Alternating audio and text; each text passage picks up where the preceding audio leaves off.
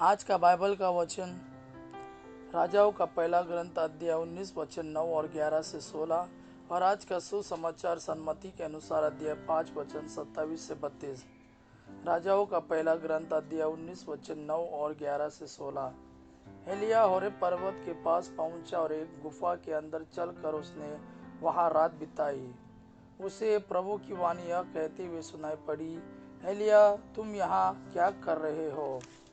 प्रभु ने उससे कहा, निकल आओ और पर्वत पर प्रभु के सामने उपस्थित हो जाओ।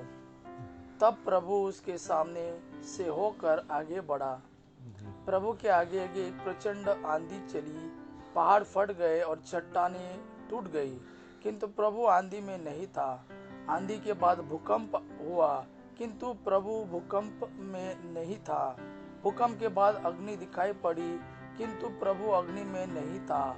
अग्नि के बाद मंद समीर की सरसराहट सुनाई पड़ी। एलिया ने यह सुनकर अपना मुंह चादर से ढक लिया और वह बाहर निकलकर गुफा के द्वार पर खड़ा हो गया।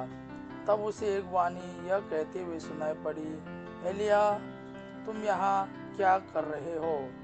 उसने उत्तर दिया, विश्वमंडल के प्रभु ईश्वर के लिए अपने उत्साह के कारण मैं यहाँ हूँ। इजरायलियों ने तेरा विधान त्याग दिया, तेरी वेदियों को नष्ट कर डाला और तेरे नबियों को तलवार के घाट उतारा।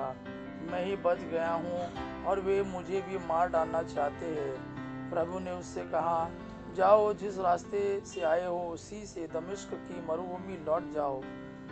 वहां पहुंचकर हजायत का अराम के राजा के रूप में और निमशी के पुत्र यहू का इज़राइल के राजा के रूप में अभिषेक करो। इसके बाद आबेल महोला के निवासी शफाट के पुत्र एलिशा का अभिषेक करो, जिससे वह तुम्हारे स्थान में नबी हो। आज का सुसमाचार सन्मति के अनुसार अध्याय 5 वचन 27 से 32। तुम लोगों ने सुना है कि कहा गया है, व्यभिचार मत करो, परंतु मैं तुमसे कहता हूँ, जो बुरी इच्छा से किसी स्त्री पर दृष्टि डालता है वह अपने मन में उसके साथ व्यभिचार कर चुका है। यदि तुम्हारी दाहिनी आंख तुम्हारे लिए पाप का कारण बनती है तो उसे निकाल कर फेंक दो।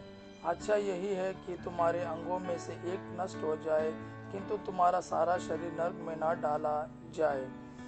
और यदि तुम्हारा दाहिना हाथ तुम्हारे लिए पाप का कारण बनता है तो उसे काट कर फेंक दो। अच्छा यही है कि तुम्हारे अंगों में से एक नष्ट हो जाए, किंतु तुम्हारा सारा शरीर नरक में ना जाए। यह भी कहा गया है, जो अपनी पत्नी का परित्याग करता है वह उसे त्याग पत्र दे दे। परंतु मैं तुमसे कहता हूँ, व्यभिचार को छोड़ किसी अन्य कारण से जो अपनी पत्नी का परित्याग करता है वह उससे व्यभिचार करता है, और जो परित्यक्ता से विवाह करता है वह व्यभिचार करता है। यह प्रभु का वाणी है। प्रभु को धन्यवाद। आबा पिता की महिमा और पुत्र यीशु का प्रेम आप पर सदा सर्वदा बना रहे। आमीन।